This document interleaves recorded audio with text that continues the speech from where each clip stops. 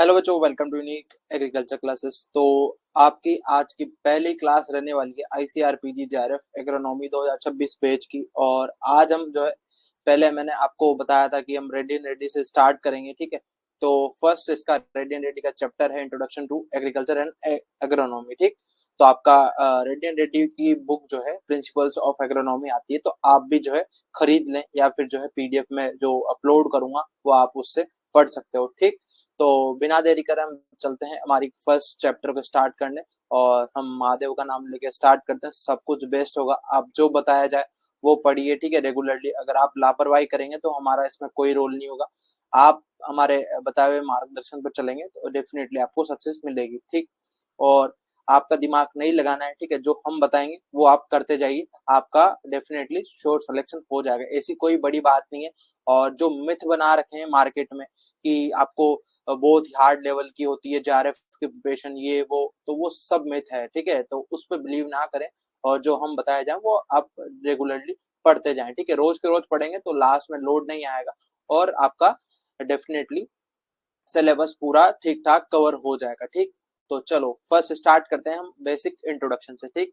तो हम बात करते हैं चैप्टर 1 की, ठीक। तो हम एग्रोनॉमी से पहले एग्रीकल्चर पढ़ना जरूरी है, तो हम उसको पहले पढ़ेंगे, ठीक।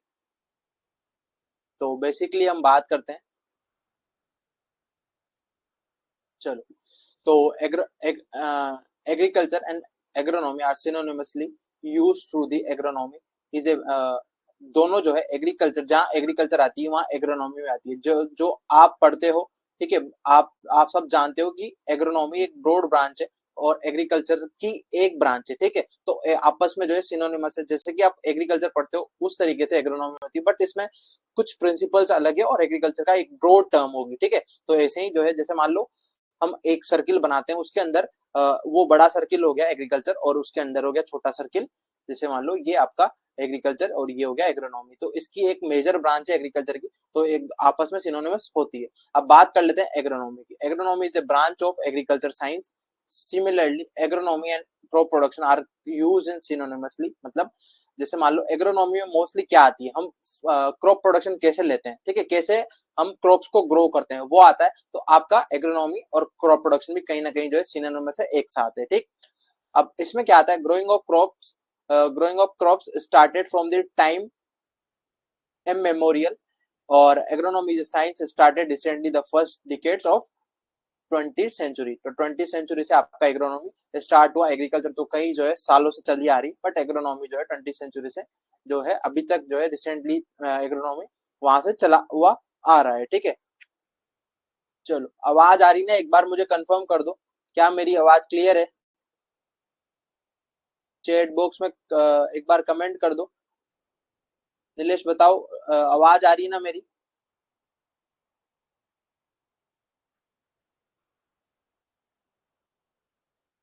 क्या मेरी आवाज आ रही है ठीक ठाक? हेलो?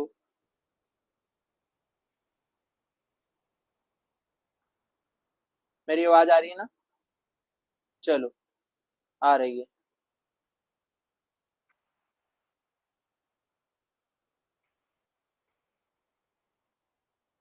तो हम बात कर रहे थे एग्रोनॉमी की, तो हम बेसिकली जो है बात करते हैं एग्रीकल्चर। तो एग्रीकल्चर टर्म है, आप सबको बताया कि लेटिन वर्ड से जो है दो वर्ड से मिलकर बनी है, एगर और एग्री, ठीक है। उसका मतलब होता है सोइल और एंड कल्चरा मीनिंग्स कल्टीवेशन, ठीक है। तो एग्री, एग्री या एगर, ठीक है, दोनों आपको दे सकते हैं, ठीक। तो इसका मतलब होता है सोइल। और कल्चरा, कल्चरा का मतलब होता है टू कल्टीवेट या कल्टीवेशन, ठीक। तो आपको जो है बेसिक ये फंडा जो है आपका क्लियर होना चाहिए। पहले हम कितना हाई लेवल पढ़ लें, पर आप अगर आपको बेसिक नहीं पता होगा तो आप आगे जाने का कोई मतलब नहीं है। तो इस वजह से हम आज बात करने वाले थे इंट्रोडक्शन की, ठीक है। और आज हम पढ़ने वाले हैं एग्रोनॉमी के फुल डिटेल में। तो बेसिकली हमने डेफिनेशन जान ली कि एग्रीकल्चर क्या है। एग्रीकल्चर लेटिन वर्ड है। कौन से दो एग्रीकल्चर दो लेटिन वर्ड से मिलकर बना है। फर्स्ट एगर या एग्री, एग्री का मतलब होता है सोइल और कल्चर का मतलब कल्टीवेशन या टू कल्टीवेट, ठीक। Agriculture is a very broad term encompassing all aspect of a crop production, livestock farming, fisheries, forestry, etc. मतलब आपका एग्रीकल्चर एक ब्रॉड टर्म है, उसके चारों ओर जो है एग्रीकल्चर, जैसे मैंने यहाँ पे बताया, ये एग्रीकल्चर एक ब्रॉड टर्म है, उसके चारों ओर जो है आपका सारे उसके अंदर जो है एस्पेक्ट आ जाते हैं, सारी जो है फार्मिंग प्रैक्टिसेस आ जाती है, जैसे कि crop production, live stock farming, fisheries, poultry, forestry, ठीक है। तो ये सारी चीजें आपके आ जाती है। अब बात करते हैं एग्रोनॉमी की डेफिनेशन की। तो एग्रोनॉमी की डेफिनेशन की बात करते हैं। Agronomy is a branch of agriculture science which deals with the principles and practices of soil, water and crop management, ठीक है। तो आपको ये कई बार जो है एग्जाम्स में डायरेक्ट जो है डेफिनेशन दी जाती है। Agronomy is a branch of agriculture science which deals with principles and सिद्धांत और प्रैक्टिस, जो जैसे मान लो कुछ काम करते हैं तो उसके बेसिक प्रिंसिपल्स होते हैं, ठीक है।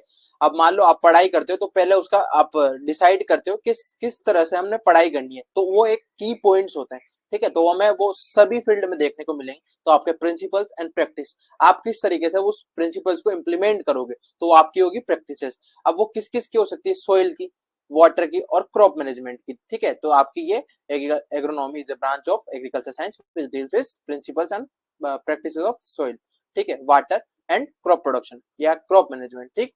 This is terms derived from Greek word. तो एग्रीकल्चर आपका लेटिन वर्ड से मिलके बना है और आपका एग्रोनॉमी ग्रीक वर्ड से मिलके बना है। तो एग्रोस प्लस नोमोस, एग्रोस का मतलब होता है फील्ड और नोमोस का टू मैनेज, ठीक। तो आपको ये चीज ध्यान रखनी है, ठीक है। कई बार एग्जाम में क्वेश्चन आया है, ठीक है। क्या बोला मैंने कि आपका जो एग्रोनॉमी है दो वर्ड से मिलके बना है, तो एग्रोस, एग्रोस, ठीक, एग्रोस प्लस नोमोस, ठीक। नोमोस, एग्रोस का मतलब होता है आपका फील्ड और नोमोस का मतलब होता है टू मैनेज, ठीक। तो आपको ये चीज ध्यान रखनी है, ठीक। तो आपको जो है ये कौन सा वर्ड है ये भी ध्यान रखना बहुत ही जरूरी। कई बार बेसिक भी दे देते हैं बच्चे, वो भी गलती करके आ जाते हैं, ठीक है। तो आपको याद रखना है एग्रोस प्लस नोमोस, एग्रोस मतलब फील्ड और नोमोस मतलब टू मैनेज, ठीक। तो आपका एक ग्रीक वर्ड हो गया। तो आपको एग्रीकल्चर लेटिन है और इकोनॉमिक ग्रीक है, ये याद होना चाहिए, ठीक। आगे बढ़ते हैं। नेक्स्ट हम बात करते हैं आपका जैसे जैसे टाइम निकलता गया, बीतता गया, तो एग्रोनॉमी में जो है चेंजेस होते गए, है ना। उसके ब्रांच में बहुत सारे एस्पेक्ट जुड़ते गए, ठीक है। वो बात करते हैं क्या, ठीक। In recent time agronomy has assumed never dimensions and can be up of the branch of agriculture science deals with the methods which provides favorable environment to the crop for higher productivity. मतलब जैसे जैसे time निकलता गया agriculture dimension, agronomy dimension उसका broad होता गया और इस ब्रांचेस के अंदर डिफरेंट डिफरेंट जो प्रैक्टिसेस है या फिर डिफरेंट डिफरेंट जो मेथड्स है वो इंक्लूड होते गए और जैसे जैसे फेवरेबल एनवायरनमेंट मिलता गया और उस वैसे वैसे हायर प्रोडक्टिविटी इंक्रीज होती गई, ठीक है। और environment is defined as an aggregate of the all external conditions that influence the effect of life and development of organism। मान लो आप हो, ठीक है, जैसे मान लो आप हो, ठीक, ये क्या बना दिया मैंने, चलो, जैसे मान लो ये आप हो, ठीक। तो आप जो है एक पर्टिकुलर एनवायरनमेंट के अंदर, पर्टिकुलर आपका जो आसपास का सराउंडिंग्स है उसके अंदर आप सरवाइव करते हो, तो उसके लिए आपको फेवरेबल कंडीशंस चाहिए, ठीक है, और आपका पूरा एटमॉस्फेयर चाहिए, तभी आप सरवाइव कर पाओगे ना। तो उसी सराउंडिंग्स को आपके आसपास जो है उसको आप क्या बोलते हो, एग्रीगेट, उसका एग्रीगेशन आपको एटमोस्फेयर आप उसको बोल देते हो, ठीक है। और उसी पर्टिकुलर एटमोस्फेयर के अंदर बहुत सारे ऐसे फैक्टर्स होते हैं जो आपकी लाइफ को, आपके डेवलपमेंट को अफेक्ट करते हैं, ठीक है। तो उसी तरीके से प्लांट भी सेम है, ठीक। और नॉर्मल नॉर्मन 1980s में एग्रोनॉमी की डेफिनेशन दी। Agronomy as a science of manipulating to perform the atmosphere sorry environment complex with dual aim of improving agriculture productivity and gaining the degree of understanding the process involved, ठीक है। ये कोई जरूरी नहीं है आपको एग्जाम में कोई डेफिनेशन आनी है। Agriculture agronomy is a branch of agriculture science which deals with principles and practices of soil crop और आपका सोइल क्रॉप और आपका क्या था एक लास्ट आपका वाटर, ठीक है। तो मैं इनके बारे में आप उसमें पढ़ते हो, ठीक है, मोस्टली। तो अब हम बात करते हैं बेसिक प्रिंसिपल्स की। ये आपको यहाँ पर डिटेल में लिखा हुआ है, मैंने आगे की पॉइंट्स के जो है बना रखा है, तो आप उससे डायरेक्ट हम उससे समझते हैं, या आप थ्योरी जो है पढ़ लेना, ऐसी कोई बड़ी बात नहीं है, ठीक।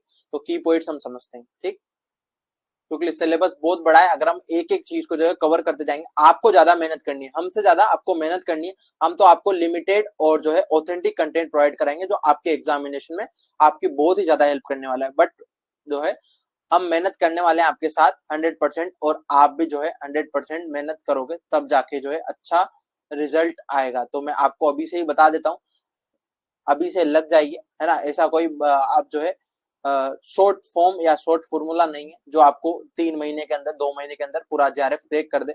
आपको रेगुलरली आपका बेसिक स्ट्रॉन्ग करना है, तब जाके आपको सिलेक्शन आपका श्योर होगा। ठीक है, तो ऐसा नहीं है कि जो मैं बता रहा हूँ उन्हीं से काम चलने वाला है, आपको इससे भी डबल मेहनत करनी होगी, तो आप उसको करेंगे। ठीक है, मैं डबल इसलिए बोल रहा हूँ, अगर आपको बोल दूंगा कि मेरा पढ़ा है वो आप पढ़ लेना जिसमें काम हो जाएगा, तो आप बिल्कुल भी जो है वो, मैं बता रहा हूँ उतनी भी मेहनत नहीं करोगे। तो मैं इसलिए बता रहा हूँ ताकि आप और मेहनत करो। ठीक, तो इस तरीके से आपको ध्यान रखना है ना। चलो,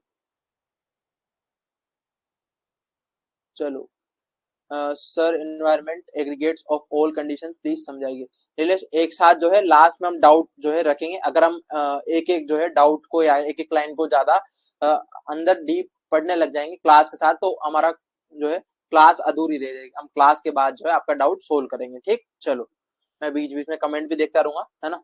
कोई दिक्कत नहीं है ना। लास्ट में नीलेश कोई दिक्कत नहीं है, हम समझ लेंगे, है ना। ऐसी कोई बड़ी बात नहीं है। ठीक है, और अब हम बात करते हैं प्रिंसिपल्स की, जो की पॉइंट्स की। तो अगर हम क्रॉप एनवायरनमेंट की बात करें, किसकी बात करें, क्रॉप एनवायरनमेंट की, तो इसमें जो है दो बेसिक जो है एनवायरनमेंट आते हैं। जैसे कि आपका,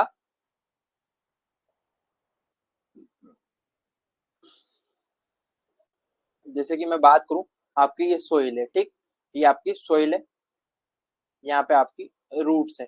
ठीक, ये रूट्स होगी, और ये आपका प्लांट हो गया। ठीक, ये आपका प्लांट हो गया। तो इस बेसिकली दो एनवायरनमेंट आते हैं क्रॉप एनवायरनमेंट में। फर्स्ट आता है आपका सोइल, सेकंड आता है आपका एरियल एनवायरनमेंट। ठीक, तो सोइल और एरियल एनवायरनमेंट में मोस्टली बेसिक दो क्रॉप एनवायरनमेंट होते हैं। सोइल एनवायरनमेंट में आपका जैसे कि आपका रूट जोन आ जाएगा पूरा, जो हमारी प्लांट्स का एक इंपॉर्टेंट पार्ट होता है, और एरियल में आपका लीफ आ जाएगा, स्टेम आ जाएगा, और सारे इन्फ्लोरेसेंस पार्ट आ जाएंगे, सारे चीजें आ जाएंगे। तो आपके बेसिक दो एनवायरनमेंट होते हैं। आपको एग्जाम में पूछा जाए कि बेसिक जो है क्रॉप एनवायरनमेंट में क्या क्या इंक्लूड है, तो आप लगा दोगे सोइल एनवायरनमेंट और एरियल एनवायरनमेंट, है ना। आपको ऑप्शंस के हिसाब से एलिमिनेट कर लेना है। ठीक है, और उसके बाद हम बात करते हैं atmosphere environment influence the growth and development of the crop. आपका जो एरियल एनवायरनमेंट है या सोइल एनवायरनमेंट है, दोनों जो है क्रॉप की ग्रोथ को, डेवलपमेंट को अफेक्ट करते हैं। क्या करते हैं, अफेक्ट करते हैं। कैसे करते हैं वो हम आगे की चर्चा करेंगे। ठीक, उसके अलावा अब सोइल एटमोस्फेयर या सोइल एनवायरनमेंट में क्या क्या आता है ना। तो आप टिलेज करते हो, तो टिलेज से जो है आपकी बल्क डेंसिटी जो है आपकी रिड्यूस होती है। ठीक है, और आपके जितने भी माइक्रोबियल एक्टिविटीज है वो इनहेंस होती है, क्योंकि जो वो सोइल पोरस होगी, पोरस होके जो है उसमें CO2 जो है, CO2 इंटीग्रेट होगी, और माइक्रो ऑर्गेनिज्म की अच्छी ग्रोथ होगी। ठीक है, उसमें एरिएशन बढ़ेगा, एरिएशन बढ़ेगा तो आपकी सोइल में जो है जितने भी माइक्रोब्स है वो उनकी ग्रोथ अच्छी होगी। ठीक, इरिगेशन आप प्रोवाइड करते हो, सोइल जो है आपकी सोइल के पार्टिकल्स के आसपास जो है उसकी पूरी प्रॉपर्टी जो है सोइल की अच्छी हो जाती है, और वो पोरस हो जाती है। ठीक है, और प्लांट्स अच्छे से रूट जो है ग्रोथ कर पाते हैं। ठीक, और फर्टिलाइजर एप्लीकेशन, आप फर्टिलाइजर डालते हो उसमें कई जो है केमिकल रिएक्शंस होती है, वो कोई हार्मफुल भी होती है आपके माइक्रोब्स के लिए, और बेनिफिशियल भी होती है आपकी क्रॉप्स के लिए। ठीक है, दोनों इस प्रोस्पेक्ट है ना।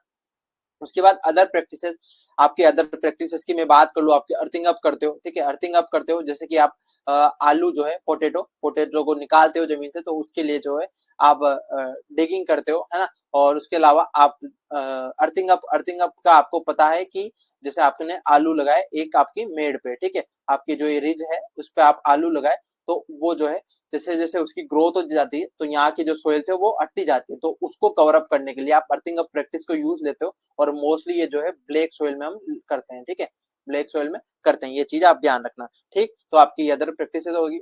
सोइल फिजिकल एनवायरनमेंट इंक्लूड, जैसे कि सोइल एयर हो गया, सोइल वाटर हो गया। फिजिकल प्रॉपर्टीज क्या है, सोइल एयर हो गया, सोइल वाटर हो गया, सोइल टेम्परेचर हो गया, उसकी पोरोसिटी होगी। ठीक है, उसके अलावा उसकी कंसिस्टेंसी होगी, ये सारी जो है उसकी फिजिकल प्रॉपर्टीज है। सोइल केमिकल प्रॉपर्टीज है, सोइल केमिकल एनवायरनमेंट में क्या क्या आएगा, सोइल पीएच आ जाएगा, EC आ जाएगा, न्यूट्रिएंट कंसंट्रेशन आ जाएगा। ठीक, सोइल बायोलॉजिकल एनवायरनमेंट इंक्लूड्स, जैसे कि आपका मैंने बात करी अभी ठीक है, आपका 99% तो जो है बैक्टीरिया आपकी पॉपुलेशन होती है आपकी सोइल में, ठीक है, तो आपको वो आ जाएगा। उसके अलावा बहुत सारी ऐसी प्रोसेस होती है जो आपके मिनरलाइजेशन हो गया, ठीक है, जो आपके न्यूट्रिएंट है उनको प्लांट तक अवेलेबल फॉर्म में पहुंचाने का काम करती है, जैसे मिनरलाइजेशन हो गया, है ना। आप यूरिया डालते हो तो यूरिया का मिनरलाइजेशन होगा, फिर जाके जो है नाइट्राइट बनेगा, नाइट्रेट बनेगा, सॉरी, नाइट्रेट आपके प्लांट को अवेलेबल होगा, तो वो आपका क्या हो जाएगा, मिनरलाइजेशन की प्रोसेस हो जाएगी। इमोबिलाइजेशन इसकी जस्ट उल्टी होती है, और माइक्रोब जो है आपके जितने भी इनऑर्गेनिक सब्सटेंस है उसको खाने लग जाएंगे, और वो इमोबिलाइजेशन। और 20 से ज्यादा सीएन रेशियो रहेगा, 20 से कम रहेगा जब तो मिनरलाइजेशन होगा, और 20 से कम जो है रहेगा, सॉरी 20 से ज्यादा रहेगा जब तो आपका इमोबिलाइजेशन होगा, 20 से कम रहेगा जब मिनरलाइजेशन होगा, है ना। आपको ये चीज ध्यान रखनी है, अक्सर एग्जाम में क्वेश्चन आता है, ठीक है। मैं यहाँ पे लिख देता हूँ, और आगे भी हम इसकी चर्चा करेंगे, आप अच्छे खासा जो है आपको अनिल सर सोइल साइंस में और फुल डिटेल में आपको बताएंगे, ठीक है। तो मिनरलाइजेशन के लिए आपको जो है सीएन रेशियो 20 से कम जो है, सीएन रेशियो यहाँ पे लिख देता हूँ, सीएन सीएन रेशियो आपको 20 से कम रिक्वायर्ड होता है। और इमोबिलाइजेशन के लिए आपको जो है मोर देन 20 जो है आपको चाहिए होता है, जब जाके इमोबिलाइजेशन प्रोसेस होगी। ये इमोबिलाइजेशन जो है हार्मफुल प्रोसेस है आपकी, और आपका ये बेनिफिशियल प्रोसेस है, ठीक। चलो, soil management in agronomy scopes focus on the, जैसे आपका सोइल मैनेजमेंट क्या होगा, आप मैनिपुलेट करोगे, आप जब भैया टिलेज ही नहीं करोगे तो आपकी क्रॉप पे कैसे सोइंग करोगे, तो आप पहले टिलेज करना पड़ता है, तो आपके उसके सोइल में मैनिपुलेट करते हो, है ना। और आपकी अदर प्रैक्टिसेस, जैसे मैनिपुलेट किया फिर आप सोइंग करोगे, तो सारी पैकेज और प्रैक्टिसेस आप फॉलो करते हो, ठीक। तो ये आपके बेसिक प्रिंसिपल्स थे, है ना। और उसके बाद हम बात करते हैं, आपको आगे आने वाले हिस्ट्री ऑफ एग्रीकल्चर या एग्रोनॉमी, ठीक है, तो उसमें जो है आपको आएगा बीसी, आपने नाम सुना होगा, बिफोर क्राइस्ट, और आपका एडी, ठीक है। तो एडी का मतलब होता है एनो डोमिनी, या फिर आपका बीसी का मतलब होता है बिफोर क्राइस्ट, ठीक है। तो आपका जीसस क्राइस्ट थे, उनके बर्थ के पहले जो है बिफोर क्राइस्ट वाले ईयर, जैसे कि जीरो नहीं होता है, 1 BC, 2 BC, 3 BC, तो इस तरीके से बीसी चलता है, बिफोर क्राइस्ट, और आपका आफ्टर जो एनो डोमिनी, जो आपका after birth of Jesus Christ, ठीक है। तो ये चीजें आपको ध्यान रखनी है, ठीक है। ऐसा कोई एग्जाम में क्वेश्चन नहीं आएगा, बट बेसिक जो है हमें जान लेना चाहिए ये क्या होता है, ठीक। नेक्स्ट हम बात करते हैं important events in the history of agriculture. आपको एग्जाम में यहाँ से क्वेश्चन आते हैं कि आपको मैं एक सेकंड इसको हटा देता हूँ ताकि आपको दिक्कत ना आए, ठीक। तो बेसिकली हम बात करते हैं आपका important events in the history of agriculture. तो आपका जो अर्लियर जब 10,000 बीसी है, जो मैं बात कर रहा था बीसी, तो यहाँ पे जो है 10,000 बीसी के टाइम पे हंटिंग स्टार्ट हुई, गैदरिंग स्टार्ट हुई, ठीक है ना। और उसके बाद 8700 में 8700 बीसी में डोमेस्टिकेशन ऑफ शिप हुआ। तो आपको पूछ लिया जाता है कि सबसे पहले किसका डोमेस्टिकेशन हुआ, तो आपका शिप का हुआ, फिर उसके बाद गोट का हुआ, फिर उसके बाद आपका क्रॉप का कल्टीवेशन हुआ, ठीक है। तो इस तरीके से आपको ध्यान रखना है, ठीक है। तो ये आपको इस अकॉर्डिंग जो है पूछ लेते हैं, ठीक। तो आपको ध्यान रखना है, ठीक है। पहले जो है जो आदि मानव होते थे वो आपका हंटिंग स्टार्ट किया, एक कोई, फिर उसके बाद आपका जो है वो आग जलाई, उन्हें पत्थर घिसे, वो कहानी आपने सुनी होगी, ये ज्यादा जो है हमें डिस्कस करने की कोई जरूरत नहीं है, हम बेसिक हमारे एग्जाम ओरिएंटेड बात करते हैं, ठीक है। तो आपका बेसिक ये था। और उसके बाद आपका 7700 बीसी में जो है आपका डोमेस्टिकेशन ऑफ गोट स्टार्ट हुआ। उसके बाद आपका 7500 बीसी में कल्टीवेशन क्रॉप जो है, कल्टीवेशन ऑफ क्रॉप्स करना हमने स्टार्ट किया। तो बेसिकली आपको पूछ लिया जाता है किसका फर्स्ट स्टार्ट किया, तो व्हीट और बार्ले का जो है कल्टीवेशन हमने फर्स्टली जो है स्टार्ट किया। फिर उसके बाद केटल्स एंड पिग का डोमेस्टिकेशन हुआ, ठीक है, 6000 बीसी में। फिर 4400 बीसी में जो है आपका कल्टीवेशन ऑफ मेज हुआ। तो आपको ये पूछ लिया जाता है कि wheel wheel was invented in which year या बीसी, जो है आपको 3400 बीसी में आपको व्हील्स का इन्वेंटेड हुआ। तो आपका इस bronze was use to make tools, आपका जो ब्रोंज है धातु, ब्रोंज धातु आपको जानते होंगे, तो उसका जो है यूज कब होने लगा, तो 300 बीसी में जो है, 3000 बीसी में जो है आपका उसका यूज होने लगा। तो आपके सारे जो है इंपॉर्टेंट मैं बता देता हूँ। एक तो आपको डोमेस्टिकेशन ऑफ शिप पूछा जाता है, मैं यहाँ पे रेड से मार्क लगा देता हूँ। एक गैदरिंग या हंटिंग जो है पूछा जाता है, गोट का पूछा जाता है, तो ये सीक्वेंस आपको ध्यान रखना है, ठीक। और डोमेस्टिकेशन ऑफ क्रॉप आपको कल्टीवेशन ऑफ क्रॉप जो है आपको पूछा जाता है, और आपको domestication of cattle and pigs आपको पूछा जाता है, और व्हील्स कब इन्वेंटेड हुए ये पूछा जाता है, ठीक है। आए हुए क्वेश्चंस बता रहा हूँ। और ब्रोंज कब यूज हुआ था, है ना, टूल्स बनाने में, है ना। और प्लो सबसे मेजर जो है, सबसे इंपॉर्टेंट और सबसे ज्यादा आने वाला क्वेश्चन आपको 2900 बीसी में जो है आपका प्लो जो है इन्वेंटेड हुआ, और आपका इंटीग्रेटेड फार्मिंग स्टार्ट हुई, ठीक। सॉरी, इरिगेटेड फार्मिंग आपकी स्टार्ट हुई, ठीक। और आपका राइस का कल्टीवेशन जो है आपको पूछ लिया जाता है। और उसके अलावा मेजरली जो है ये चीजें जो मैंने बताई है इंपॉर्टेंट, ये आपको पूछ ली जाती है, ठीक। चलो आगे बढ़ते हैं।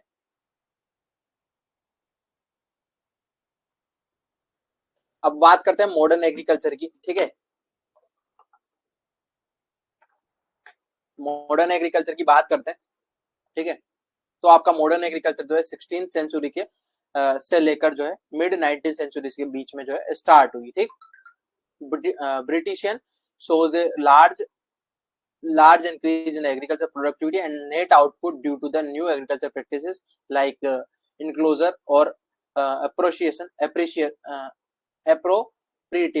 of the land, common land mechanisation and selective breeding. मतलब आपके जब जो ब्रिटिश थे उन्होंने बहुत ही ज्यादा एग्रीकल्चर प्रोडक्टिविटी को बढ़ाने के लिए जो है उन्होंने नई नई एग्रीकल्चर प्रैक्टिसेस को इंक्लूड किया, जैसे कि आपका मैकेनाइजेशन, जैसे कि मशीनरीज का हमने यूज किया, है ना। उसके बाद सेलेक्टिव ब्रीडिंग मेथड्स भी यूज लेने स्टार्ट करे, ताकि हमारी क्रॉप की प्रोडक्टिविटी जो है इनहांस कर सके, ठीक है।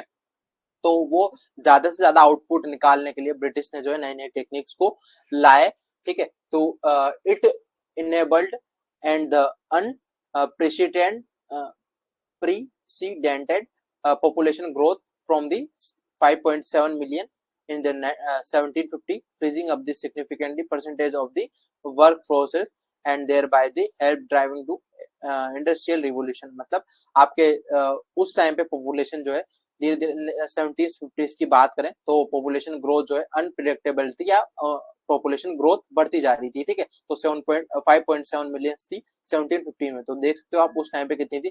तो उनको जो है रेगुलरली काम करने के लिए जो जितने भी हमारे उनके मजदूर थे, तो उनको जो है जल्दी जल्दी इंडस्ट्रियल का इवोल्यूशन करने के लिए फोर्स किया गया। और हमारे ताकि फोर्स क्यों किया गया भैया, जैसे जैसे पॉपुलेशन बढ़ती जा रही है तो उस हिसाब से हमें वीट का या फिर हमारे ग्रेन्स का जो है प्रोडक्शन बढ़ाना पड़ेगा, जब भी जाएगी तो उनको नहीं तो वो जो है भूख से मर जाएंगे, ठीक है। तो वो जरूरी है। और machines are invested improves the efficiencies of various agriculture operations such as Jethro tool, seed drill that mechanized sowing at a correct depth and sowing। तो Jethro tool ने जो है फर्स्ट टाइम हमारे लिए जो सीड ड्रिल का invention किया, तो अब जेट्रो टूल जो है फादर है आपका टिलेज के, है ना। तो वहां से जो है आपका मैकेनाइजेशन का जो सोइंग की मैकेनाइजेशन है उसका इवोल्यूशन हुआ, और जो है आपका करेक्ट डेप्थ पे और करेक्ट स्पेसिंग पे आपकी सीड की सोइंग होना स्टार्ट हुई। तो द पेट्रो ड्राइविंग ट्रैक्टर जो है वाज बिल्ड इन अमेरिका। तो आपको पूछ जाता है कि फर्स्ट टाइम जो है पेट्रो जो पेट्रोल से चलने वाले जो है ट्रैक्टर्स कब बिल्ड किए गए या कहाँ बिल्ड किए, तो आपके अमेरिका में 1892 में, ठीक। चलो, तो फिर उसके बाद आती है 20th सेंचुरी। उसमें क्या हुआ, मैकेनाइजेशन धीरे धीरे इंक्रीज हुआ, ट्रैक्टर का इवोल्यूशन हुआ या बिल्ड होना स्टार्ट हुआ, हार्वेस्टर्स का या कंबाइंस का जो है बनना स्टार्ट हुआ, प्लांटर्स का प्लांटर्स हो गया, है ना। उसके बाद ट्रांसप्लांटर्स, उसके बाद अदर इक्विपमेंट्स का जो है धीरे धीरे इवोल्यूशन या रिवोल्यूशन आता गया एग्रीकल्चर में, ठीक। The equipments allowed the farming task to be done with the speeds on the scales of previously impossible, leading to modern farms to output much greater volumes in a higher qualities produce per land unit। मतलब आपका जैसे मान लो ये सीमित land है, तो इस land के अंदर ही हम ज्यादा से ज्यादा प्रोडक्टिविटी कैसे इंक्रीज कर सकें, तो उसके लिए जो है नए नए टेक्निक्स का यूज किया गया, नए नए इक्विपमेंट्स का यूज किया गया। The number of peoples involve the farmer industrial countries, यहाँ पे क्या है, एक सेकेंड, यहाँ पे क्या है, fells readily radically from the 24% of the American population to the 1.5% 2002, ठीक है। तो रेगुलरली जो है जैसे जैसे फार्मिंग प्रैक्टिसेस का इवोल्यूशन हुआ और उस हिसाब से जो है उसके साथ साथ जो है पॉपुलेशन भी इंक्रीज होती जा रही थी, तो वो बहुत ही ज्यादा जो है हमें जरूरत थी मैकेनाइजेशन की और नए नए टेक्निक्स की, ठीक। तो आपका ये आपको कोई नहीं पूछेगा, ये बेसिक डिटेल्स थी तो हमें पढ़नी जरूरी थी। फिर उसके बाद आया ग्रीन रिवोल्यूशन। तो 19 जो है 60s जो है आपका लेकर जो जैसे मान लो 1940 से लेकर आपका लेट 1970s तक जो है सारे आपका डेवलपमेंट टेक्नोलॉजी जो है इनिशिएटिव स्टार्ट हुए और धीरे धीरे जैसे जैसे पॉपुलेशन बढ़ रही थी तो हमें और जो है जरूरत थी हमारे क्रॉप प्रोडक्शन को इंक्रीज करने में, तो आपका उस टाइम पे ग्रीन रिवोल्यूशन आया 1960s में, ठीक। और आपका जैसे जैसे 1960s में ग्रीन रिवोल्यूशन का स्टार्टिंग हुई तो आपका जो नॉर्मल बोर्ड लोग है वो आपके फादर जो है वर्ल्ड के माने जाते हैं ग्रीन रिवोल्यूशन के, आपको याद होने चाहिए, ठीक है। फादर ऑफ ग्रीन रिवोल्यूशन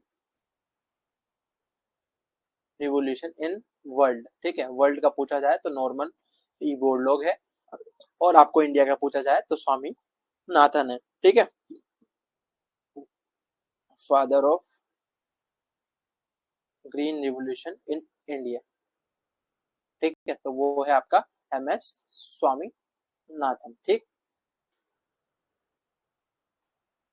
चलो उसके अलावा हम बात करते हैं the green revolution technology includes the higher productivity. आपको पूछा जाता है कि ग्रीन रिवोल्यूशन के टाइम पे कौन कौन सी टेक्नोलॉजीज को ज्यादा बढ़ावा मिला, तो आपका एक तो हो गया हायर यील्ड वेराइटीज, ठीक है, HYV, providing irrigation application of fertiliser और पेस्टिसाइड।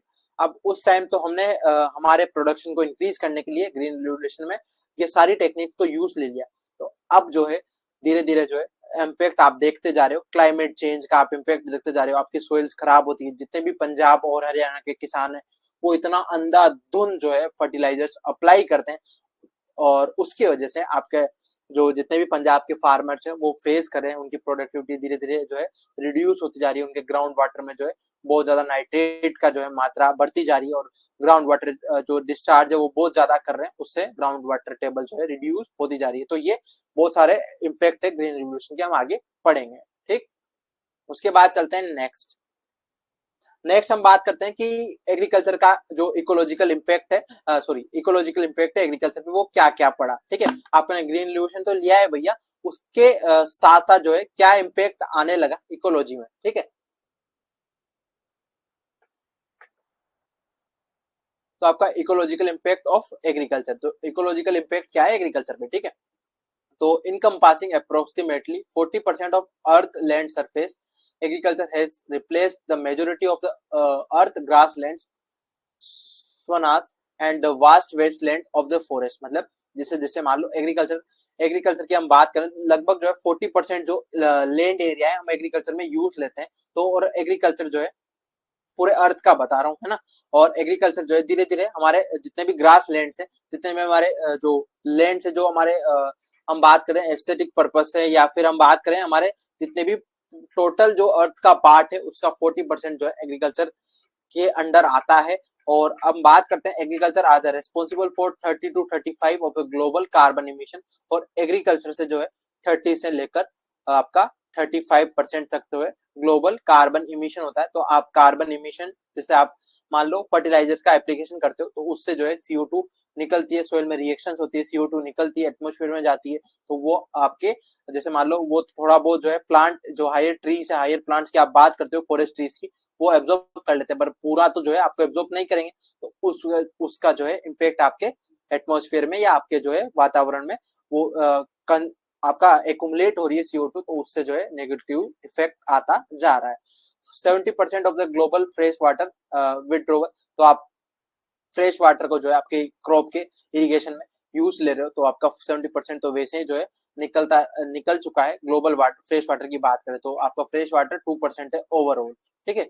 और आपका the impacting of the agriculture on biodiversity and ecosystem survives has been severe and declining the 20 to 50% in the vertebrates plant species encompassing lovely conversion of the natural habits and cropland pastures. Moreover, the pesticides and agriculture induce the habitat losses compassing pollinated population as well as the beneficial insect to control the damage crop pest.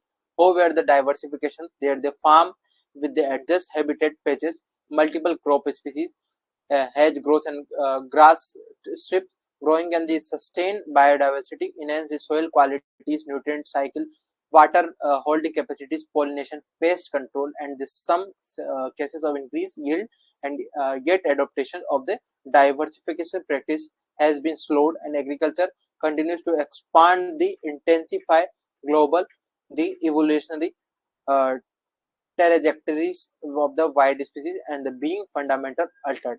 अब इसका पूरा मैं एक summary बता देता हूँ। जैसे जैसे पॉपुलेशन इंक्रीज होती गई, हम एग्रीकल्चर की नई नई टेक्निक्स को यूज लेते गए, हम जैसे जैसे क्रॉप प्रोडक्शन करते हैं तो उससे पहले तो मैंने बता दिया कार्बन एमिशन रेगुलरली बढ़ता जा रहा है, हमारा जितना भी फ्रेश वाटर है वो उसका विड्रोवल हो रहा है, वो वेस्ट होता जा रहा है। उसके अलावा आपके जितने भी नेचुरल जो हैबिटेट्स है उनका हम उनको खो रहे हैं लगातार, और आपके जो क्रॉप लैंड और पास्चर्स की जो आपके गाय भैंसों के लिए जितने भी खुले मैदान है वो चराने के लिए उनको, तो वो खत्म होते जा रहे हैं। और जितने भी हमारे एग्रीकल्चर जो हैबिट्स है, जैसे कि मैं बात करूं आपका पॉलिनेटर्स की, ठीक है, पॉलिनेटर पॉपुलेशन जो है सडनली जो है रिड्यूस होती जा रही है। अब पॉलिनेशन रिड्यूस होगा, हमारे जितने भी नेचुरल पॉलिनेटर्स है वो मरते जा रहे हैं, तो वो हमारे क्रॉप प्रोडक्शन में जो पॉलिनेशन की प्रक्रिया है वो पोलन ग्रेन कहाँ से लाएंगे और कैसे जो है ट्रांसफर होगा, हमारी रिप्रोडक्शन कैसे होगा, तो वो सारी चीजें अफेक्ट हो रही है। दूसरी चीज, जितने भी आपके हैबिटेट्स मल्टीपल क्रॉप स्पीसीज जहाँ पे पाई जाती थी वो धीरे धीरे जो है डिग्रेड हो रही है या फिर जो है आपका उसका आपका खत्म होती जा रही है, ठीक।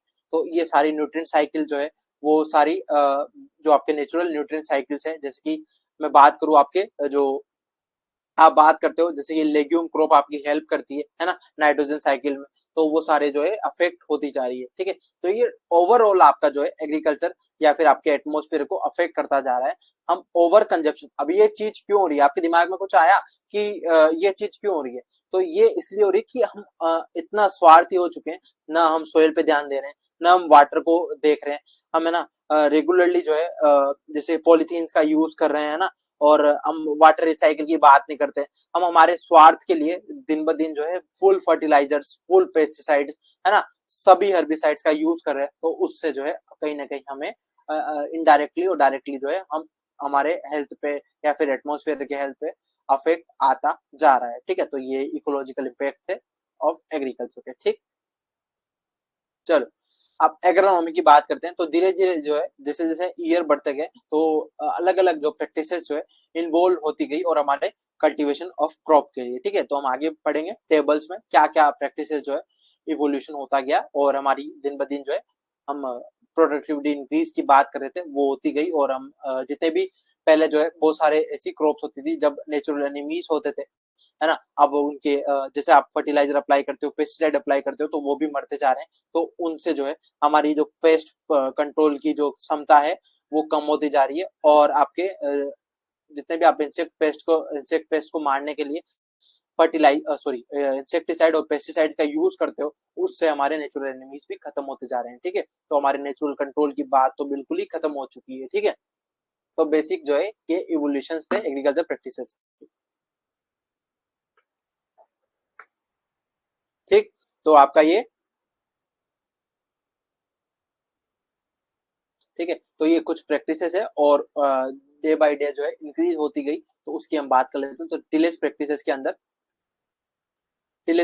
के अंदर आपका जैसे कि प्लोइंग हो गया, डीप टिलेज हो गया, हेरोइंग हो गया, प्लैंकिंग हो गया, इंटर कल्टिवेशन हो गया, ठीक है, और आपका सोइंग हो गया, ये सारी जो है प्रैक्टिसेस आपकी जो पैकेज ऑफ प्रैक्टिसेस में आती है, ठीक है। पीओपी का मतलब होता है पैकेज ऑफ प्रैक्टिसेस, जब हम क्रॉप पढ़ते हैं तो ये सारी प्रैक्टिस हमें पढ़नी होती है, ठीक है। आप टिलेज करोगे उसके बाद ही जो है सोइंग करोगे, तो सोइंग के आप ब्रॉडकास्टिंग लाइन सोइंग ट्रांसप्लांटिंग के सारे मेथड्स की बात करते हो। उसके अलावा न्यूट्रिएंट मैनेजमेंट, जैसे कि आप एफआईएम एप्लीकेशन करते हो, कंपोस्ट अप्लाई करते हो, फर्टिलाइजर एप्लीकेशन करते हो, फोलियर एप्लीकेशन करते हो। वीड मैनेजमेंट की हम बात कर ले तो इरिगेशन, आप जो है कई ऐसे वीड्स होते हैं, सॉरी वीड्स नहीं आएगा, वाटर आएगा, ठीक है, वाटर मैनेजमेंट, तो आपका इरिगेशन देते हो, स्प्रिंकलर इरिगेशन देते हो, ड्रिप इरिगेशन की बात करते हो, फर्टिगेशन, फर्टिगेशन का मतलब होता है फर्टिलाइजर प्लस इरिगेशन आप देते हो उसको हम फर्टिगेशन बोलते हैं। इसी तरीके से हर्बिगेशन होता है ना? तो आपको ये चीजें ध्यान होनी चाहिए, आगे हम पढ़ लेंगे। वीड मैनेजमेंट में आपका हैंड वीडिंग करते हो, है ना? बॉइलिंग का नहीं, बर्निंग आएगा यहाँ पे, बर्निंग आएगा, है ना? और इंटर कल्चर प्रैक्टिसेस आप करते हो या इंटर कल्टीवेशन प्रैक्टिसेस आप यूज में लेते हो। पेस्ट मैनेजमेंट की हम बात कर लें तो आप, मैंने बता दिया, स्प्रेइंग ऑफ पेस्टिसाइड्स हर्बिसाइड्स का आप यूज लेते हो। और हार्वेस्टिंग के लिए आप, आपका पिकिंग, या तो कोई मान लो पोर्ट्स है तो पोर्ट्स को जो फलियां होती है उसको तोड़ लेते हैं, या थ्रेसिंग हम जो है वीट को हार्वेस्ट करने के बाद उसके थ्रेसर से थ्रेसिंग कर लेते हैं। तो ये सारी आपकी प्रैक्टिसेस थी जो धीरे धीरे जो है समय के साथ इवोल्व होती गई। ठीक, उसके बाद आगे बढ़ते हैं। तो the impact of agriculture on wild species ultimately stems to the two independent forces. First one is a direct impact, first आपका डायरेक्ट इम्पैक्ट, सेकंड आपका इनडायरेक्ट इम्पैक्ट। ठीक, तो आपके ये दो जो है, अब जैसे जैसे एग्रीकल्चर का क्या क्या इम्पैक्ट है वाइल्ड स्पीसीज में उसकी हम बात कर रहे हैं, है ना? तो आपका दो इंटरडिपेंडेंट आपस में जो है डिपेंडेंट फोर्स है या इम्पैक्ट है ना? तो फर्स्ट आता है आपका डायरेक्ट इम्पैक्ट और सेकंड आता है इनडायरेक्ट। अब डायरेक्ट में क्या आएगा, जैसे आप टिलेज करते हो तो बहुत सारी ऐसी जो है नेचुरल जो है आपका क्या बात करूं, प्रीडेटर या पैरासाइट या पैरासिटोइड्स या नेचुरल जो है आपका जो आपको मदद करते हैं पेस्ट को कंट्रोल करने में, वो उससे कई ज्यादा जो है माइक्रोबियल की पॉपुलेशन अफेक्ट होती है। ठीक है, उनका जल्दी जल्दी जो सोइल में डिग्रेडेशन होगा, एरिएशन बढ़ेगा और सोइल के माइक्रोब्स का या और मैटर का डिग्रेडेशन होता है, तो वो भी एक इनडायरेक्ट डायरेक्ट इफेक्ट है। ठीक है, आपके एग्रीकल्चर प्रैक्टिसेस का। ठीक, आपका land use changes, land use changes का मतलब होता है जैसे कि आप मान लो एक यहाँ पे लैंड है, इसमें आप बहुत सारे ट्रीज लगे हुए हैं। ठीक है, क्या लगे हुए हैं, जैसे आप पहाड़ों की बात करें तो ट्रीज, तो उनको काट के हम जो है हमारे कल्टीवेशन कल्टीवेबल लैंड बना दे, तो वो आपका होता है लैंड यूज चेंजेस। ठीक है, पेस्टिसाइड्स, तो इन सभी का जो है डायरेक्ट इम्पैक्ट होता है हमारे agriculture, direct impact of agriculture practices. ठीक, इनडायरेक्ट इम्पैक्ट क्या होता है, arising from the evolutionary changes in the domestic plant and animal species. जैसे जैसे जो है आप एग्रीकल्चर प्रैक्टिसेस को यूज लेते हैं या फिर जो है मॉडर्नाइजेशन होता गया, तो उसमें जो डोमेस्टिक प्लांट्स है, जो आपके वाइल्ड स्पीसीज है, उन पे जो है अफेक्ट होता गया, तो धीरे धीरे वो वाइल्ड स्पीसीज खत्म होती जा रही है। ठीक है, agriculture practices includes classical breeding, genetic engineering as well as natural selection during the cultivation and rearing and have driven rapidly evolutionary changes in the domestic plant and animals. Evolutionary changes in the domestic species not only increase yield but also alter the impact. अब जैसे जैसे evolutionary changes होता गया, उसके domestic species पे affect होता गया, उसके साथ साथ जो है हमारे अदर जो है इम्पैक्ट आते गए, जो कि हमने अभी बात कर ली, डायरेक्ट और इनडायरेक्ट अफेक्ट। ठीक, नेक्स्ट, तो आपके कुछ प्रिंसिपल्स हैं जो आपके अलग अलग फील्ड में अप्लाई होते हैं, जैसे कि आपका अब एग्रोनॉमी के क्या क्या प्रिंसिपल्स हो गए। अब क्रॉपिंग सिस्टम आप जो है पहले चूज करोगे कि आपको कौन से पर्टिकुलर, जैसे मान लो एक जैसे वाराणसी रीजन है, ठीक है, तो वाराणसी रीजन में कौन सी क्लाइमेटिक कंडीशंस है ना, क्या क्लाइमेट है, उसके हिसाब से तो आप क्रॉपिंग सिस्टम जो है मोस्टली जो है राइस व्हीट, जितना भी हमारा इंडो गैंगेटिक प्लेन्स है, इंडो गैंगेटिक प्लेन्स को जो है मैं थोड़ा सा डिफाइन कर देता हूँ। ठीक है, ये आपका इंडिया का मैप हो गया। ठीक है, थोड़ा सा मैं यहाँ पे बना देता हूँ। ठीक है, इंडिया का मैप हो गया, है ना? थोड़ा रफली बना रहा हूँ तो आप जो है, ठीक है, तो इंडिया का मैप हो गया, तो आपका ये वाला रीजन है ना, ये वाला रीजन है। ठीक, ये वाला रीजन है, तो इसको बोलते हैं Indo Gangetic plain. Indo Gangetic सबसे बड़ा जो है कल्टिवेशन कल्टिवेबल लैंड भी इसको ही बोला जाता है, इंडो गैंगेटिक प्लेन्स। ठीक, आईजीपी के नाम से जानते हैं। ठीक है, आईजीपी, तो ये सबसे ज्यादा जो है क्रॉप प्रोडक्शन इसी प्लेन का होता है, और मोस्टली इस जो है आपका जोन में आपका राइस व्हीट क्रॉपिंग सिस्टम जो है फॉलो होता है। ठीक है, राइस व्हीट क्रॉपिंग सिस्टम होता है, इंडिया का मेजर जो क्रॉपिंग सिस्टम है वो राइस व्हीट क्रॉपिंग सिस्टम है, आपको ध्यान रखना है। उसके अलावा टिलेज प्रैक्टिसेस है। अब आप जो है select the suitable field preparation methods based on the soil and environment. आपके लोकेलिटी के हिसाब से, आपके पर्टिकुलर क्लाइमेट के हिसाब से आप टिलेज को सेलेक्ट करोगे, आपको कौन सी फील्ड प्रैक्टिसेस को यूज करना है ना, और वीड मैनेजमेंट के लिए कौन सा टिलेज आप यूज लोगे।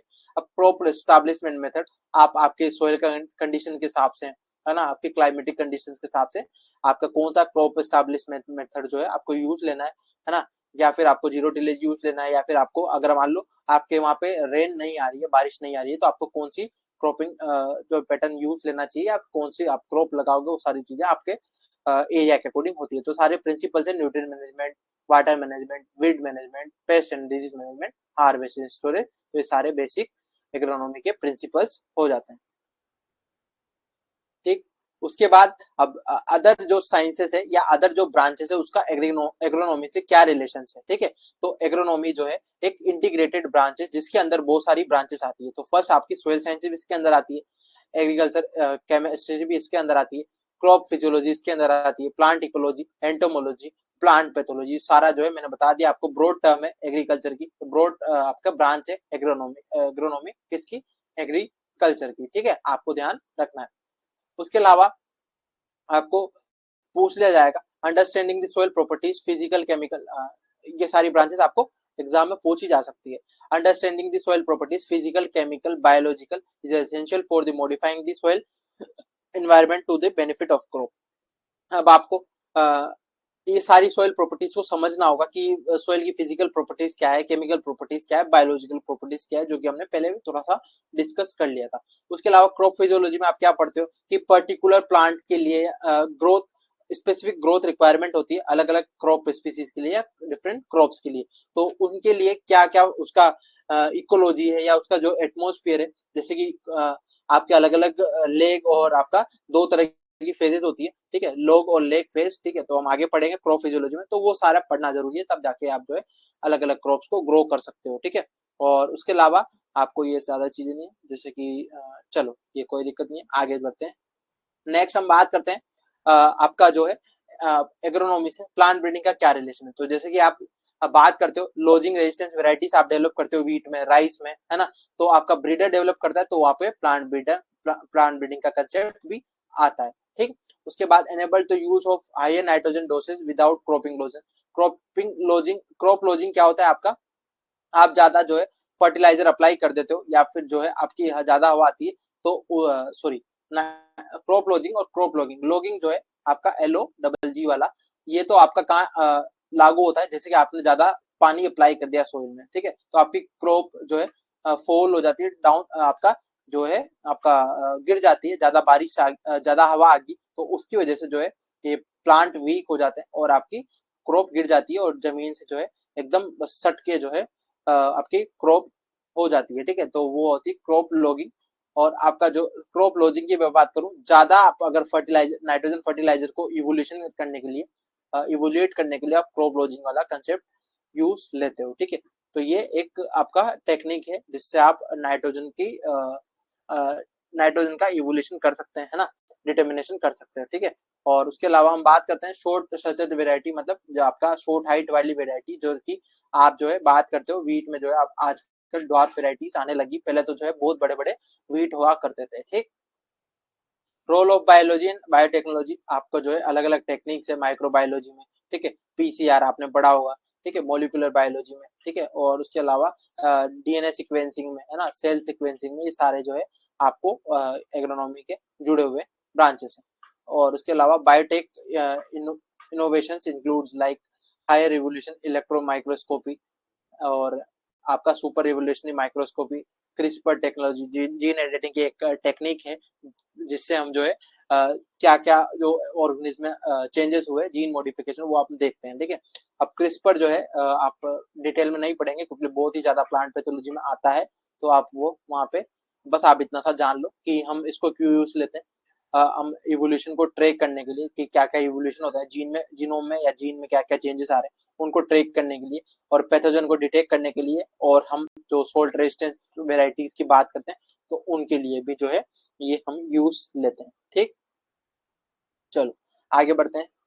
तो अब स्कोप क्या है आपके एग्रोनॉमी में, अब स्कोप की बात करोगे, अब स्कोप तो आप यूं ही जान लोगे, जैसे आपको मान लो पर्टिकुलर स्कोप बना लेंगे। ठीक है, स्कोप बनाते हैं, है ना, जैसे आपने मान लो आज सीड आपके पास सोइल है। ठीक है, सोइल है या फील्ड है। ठीक है, फील्ड मानो, सोइल मत मानो। ठीक है, आपके पास फील्ड है, अब इसमें जो है आप क्रॉप लगाओगे, तो क्रॉप से लेकर सीड सोइंग से लेकर आप हार्वेस्टिंग तक जो भी प्रैक्टिसेस यूज करते हो तो उसमें आपको जितने भी इक्विपमेंट्स या इम्प्लीमेंट्स या फिर जितने भी इनपुट्स जो है, इनपुट्स बोल देते हैं, एक ब्रॉड टर्म वो बात कर लेते हैं, तो जितने भी इनपुट्स है वो रिक्वायर्ड होते हैं, ठीक है, जितने भी इनपुट्स है वो रिक्वायर्ड होते हैं, तो उन्हीं इनपुट्स को आप मार्केट से खरीद के लाते हो, तो उन्हीं के लिए जो है स्कोप बन जाता है। जैसे आपको केमिकल फर्टिलाइजर खरीदना है तो उसका एक स्कोप बन गया, तो उसके लिए जो है एग्रोनॉमिस्ट की जरूरत होती है कि आपको किस टाइप की सोइल में कौन सा फर्टिलाइजर यूज करना चाहिए, किस क्रॉप में कौन सा फर्टिलाइजर का यूज करना चाहिए, क्या टाइम पे आपको फर्टिलाइजर का एप्लीकेशन करना चाहिए, तो उसके लिए आप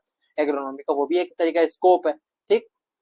उसके अलावा आपको हर्बिसाइड खरीदनी है तो उसके लिए क्या सेलेक्टिविटी है, क्या मेथड्स को यूज करना है, कितनी क्वांटिटी में यूज करना है, किस टाइप का वीड्स से कंट्रोल होंगे, तो उसमें भी आपका स्कोप होता है। उसके अलावा आपको इरिगेशन फैसिलिटीज जैसे कि आपको ड्रिप इरिगेशन लगानी है तो कितना कैसे जो है आप लगाओगे, क्या किस चीजें, तो वो अभी आपकी एग्रोनॉमी में आ जाती है, ठीक। उसके अलावा नेक्स्ट हम बात करते हैं आपको लैंड, जैसे मान लो अब आपके पास लैंड तो जो है सीमित है ना, लैंड तो आपके पास दिन ब दिन जो है शॉर्ट होती जा रही है। अब इसी लैंड, पर्टिकुलर लैंड में आप कैसे प्रोडक्टिविटी इंक्रीज कर सकते हो वो कौन बताएगा, एग्रोनॉमिस्ट बताएगा, तो आपको वहां भी स्कोप है, ठीक है। और ड्राई लैंड एग्रीकल्चर या ड्राई लैंड जो है टेक्नोलॉजीज के बारे में कौन बताएगा, एग्रोनॉमिस्ट बताएगा। और नो टिलेज फार्मिंग के बारे में कौन बताएगा, एग्रोनॉमिस्ट बताएगा। और हाई यील्डिंग वेराइटीज को इंट्रोड्यूस करने के लिए आपको उसकी पैकेज ऑफ प्रैक्टिसेस जो है, जैसे मान लो ब्रीडर, प्लांट ब्रीडर ने वेराइटी डेवलप कर ली, अब उसकी पैकेज ऑफ प्रैक्टिसेस तो कौन बताएगा, एग्रोनॉमिस्ट, तो वहां भी आपका स्कोप हो जाता है, ठीक है। तो आपका बहुत ही स्कोप है इस ब्रांच में, ठीक। ग्रीन रिवोल्यूशन में क्या क्या अचीवमेंट्स आए, तो मिड 20th सेंचुरी में ये स्टार्ट हुआ, तो 1960s में ग्रीन रिवोल्यूशन आया, ठीक। और हम बात करते हैं इसमें क्या हुआ, न्यू क्रॉप वेराइटीज और लाइव स्टॉक जो है ब्रीडिंग की बात हुई, या use of fertilizers pesticide machineries की बात हुई, और ग्लोबल फ्रूट प्रोडक्शन जो है इससे बहुत ही ज्यादा इंक्रीज हुआ, ठीक। और नेगेटिव इम्पैक्ट क्या है ग्रीन रिवोल्यूशन के, तो बायोडाइवर्सिटी जो हमारी, जो बायोडाइवर्सिटी उसका हमें लॉसेस देखने को मिला, क्योंकि हम ओवर यूज करने लगे हमारे केमिकल इनपुट्स को, है ना। हमारी प्रोडक्टिविटी तो इंक्रीज हो रही है पर हमारे एटमोसफेयर में हमने ध्यान नहीं दिया है, ठीक है, एनवायरमेंट में हमने ध्यान नहीं दिया है, इस वजह से हमारे बायोडाइवर्सिटी लॉसेस होने लगी। और नए नए जो पेस्ट रिसर्जेंस है वो आने लगे, नए नए पेस्ट जो है आने लगे। जैसे मान लो आपका पर्टिकुलर पेस्ट, जैसे एफिड की मैं बात करता हूँ, एफिड की बात करता हूँ, अगर मान लो हमने कोई पेस्टिसाइड आपका इंसेक्टिसाइड डाल दी, ठीक है, सिस्टमेटिक इंसेक्टिसाइड डाल दी, तो उससे जो है पर्टिकुलर टाइम पे इंसेक्ट तो कंट्रोल हो जाएगा, बट नेक्स्ट टाइम पे जब इसकी और जो है रेजिस्टेंस डेवलप कर लेगा तो तब वो पेस्टिसाइड काम नहीं करेगी, ठीक। सॉइल डिग्रेड होने लगी और हेल्थ हेजार्ड्स आने लगे, जितने भी मैं बात करूं डाउन बेबी सिंड्रोम की, तो आपका नाइट्रेट का कंसंट्रेशन सोइल में या वाटर में जो है बढ़ जाता है, उसके आपका जो डाउन बेबी सिंड्रोम जो डिजीज होती जाती है, ठीक है, तो वो आपके वहां पे नेगेटिव इफेक्ट आने लगा, ठीक। तो ये आपके नेगेटिव इफेक्ट थे एटमोसफियर एनवायरमेंट में। तो इसी के साथ आज की हमारी यही क्लास थी और हमने फर्स्ट चैप्टर कंप्लीट कर लिया है रेड इन रेडी का, और अब आपके डाउट सोल्व करते हैं, ठीक। चलो, फर्स्ट क्या पूछ रहा है निदेश sir, first domesticated animal dog या शिप, तो मैंने नीलेश अभी बात करी, ठीक। हम बात करते हैं, वापस मैं टेबल पे चला जाता हूँ। तो आपका फर्स्ट डोमेस्टिकेशन जो है आपका डॉग का नहीं हुआ, ठीक है, आपका शिप का हुआ, ठीक है, शिप का हुआ, ठीक है। ठीक। चलो, तो आपका ये यहाँ पे शिप का हुआ डोमेस्टिकेशन फर्स्ट टाइम पे, ठीक। तो आपको पूछा जाएगा डॉग का, अगर यहाँ पे हम एग्रीकल्चर प्रोस्पेक्ट की बात कर रहे हैं, ठीक है, ये हम जो हमारे क्या नाम है, जो हमारे पालतू जानवर है डोमेस्टिकेटेड एनिमल्स उनकी बात कर रहे हैं ना। अब कुत्तों को जो है हमारे एग्रीकल्चर में इंपॉर्टेंस नहीं है तो उनको डॉग्स को हम यहाँ पे इंक्लूड नहीं कर रहे हैं। अगर आपको ऑप्शंस में ऐड दो डॉग्स लगा देना, बट हम एग्रीकल्चर की यहाँ पे बात करी थी इसलिए मैंने शिप बताया है, ठीक है। तो यहाँ पे डॉग्स भी आ सकता है, ठीक। तो ऐसी कोई बड़ी बात नहीं है, ठीक है। और कोई doubt sir, environment aggregate of all conditions please समझा दीजिए। Environment aggregate of all conditions, ठीक। कहाँ पे बात करी थी हमने, environment aggregates influence the growth ठीक है, यहाँ पे बात करी थी हमने।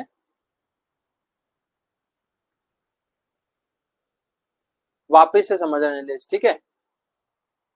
In recent time, agronomy has assumed a newer dimensions that and can be up as a branch of agriculture science that deals with the methods and provides favorable environment to the crop higher productivity। मतलब जैसे जैसे time बढ़ता गया उतने नए नए जो है डायमेंशंस को हम लाते गए, नए नए ब्रांचेस को हम इंक्लूड करते गए एग्रीकल्चर साइंसेस में, और मेथड्स को हम यूज करा ताकि हमारे एग्रीकल्चर में जो हायर प्रोडक्टिविटी उसकी बात कर सकें, ठीक है। अब जो आपका इन्वायरमेंट है, तो अब इन्वायरमेंट और एग्रीकल्चर का बहुत ही क्लोजली रिलेशन है, ठीक है। इन्वायरमेंट और आपका एग्रीकल्चर का बहुत ही क्लोजली रिलेशन है। अब कैसे भैया, आप जैसे मान लो आप पर्टिकुलर एटमोस्फेयर में रहते हो, ठीक है, जैसे आप वाराणसी में रह रहे हो, तो आपको एक पर्टिकुलर एटमोस्फेयर चाहिए, आपको इन्वायरमेंट चाहिए। जैसे मान लो आप गर्मी है बाहर, तो आप उससे बचने के लिए आप घर के अंदर आते हो, और पर्टिकुलर एटमोस्फेयर के अंदर, जैसे अंदर कूलर चला लिया, एसी चला लिया, तो उस एटमोस्फेयर में आप पर्टिकुलर रहते हो ना, तो उसी तरीके से आपके क्रॉप्स को या फिर किसी भी हम ऑर्गेनिज्म को बात करें, उसके डेवलपमेंट के लिए एटमोस्फेयर कहीं ना कहीं जो है एक मेजर रोल प्ले करता है, ठीक है। तो वही यहाँ पे कह रहा है कि पूरा एक एग्रीगेटेड, पूरे एक्सटर्नल जो कंडीशन है उसका एक एग्रीगेटेड पार्ट है आपका क्या, एटमोस्फियर, ठीक है, कोई भी ऑर्गेनिज्म को सर्वाइव करने के लिए, ठीक है, उसके डेवलपमेंट के लिए, है ना। तो वो इनडायरेक्टली डायरेक्टली अफेक्ट करता है आपके ऑर्गेनिज्म को, ठीक है। तो वो आपका वो था एग्रीगेटेड, मतलब एक एग्रीगेटेड मतलब एक जुटा हुआ, ठीक है, आपका पूरा एक जिसमें समावेश हो जाए, ठीक है, तो वो आपका वो है एनवायरमेंट, ठीक। और कोई डाउट, और कोई डाउट हो तो बताओ।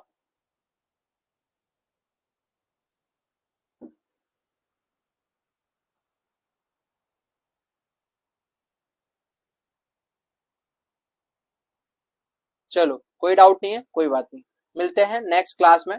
हम इसके बाद जो है नेक्स्ट जो है चैप्टर पढ़ेंगे रेडी एंड रेडी का। रेडी एंड रेडी के जो भी इंपॉर्टेंट टॉपिक्स है वो हम बात करेंगे, है ना। और आपका नेक्स्ट जो है चैप्टर मैं बता दूंगा क्या रहने वाला है, ठीक है। नेक्स्ट जो है चैप्टर मैं बता देता हूँ आपका क्या रहेगा। तो आपका नेक्स्ट चैप्टर है क्लाइमेट, ठीक है। क्लाइमेट हम पढ़ेंगे, काफी ज्यादा एग्जाम में क्वेश्चन आते हैं क्लाइमेट से रिलेटेड, तो क्लाइमेट हम स्टार्ट करेंगे। तो आज का ये हमारा फर्स्ट चैप्टर था। तो आई होप आपको ये समझ में आया होगा। तो आपको मैं पीडीएफ जो है अपलोड कर दूंगा, तो आप वहां से जो है वापस इसको ब्रॉड लेवल पढ़िए, है ना, फुल डिटेल में। ये मेरे पीपीटी थी, ठीक है, तो ये भी आपको वहां पे अपलोड कर दूंगा, और फुल डिटेल में भी नोट्स आपको मिल जाएंगे, ठीक है। तो आप पढ़िए और रेगुलरली जो है कनेक्टेड रहिए, और हम इसी तरह बेस्ट कर लेंगे। और मिलते हैं नेक्स्ट क्लास में। स्वस्थ रहें, मस्त रहें।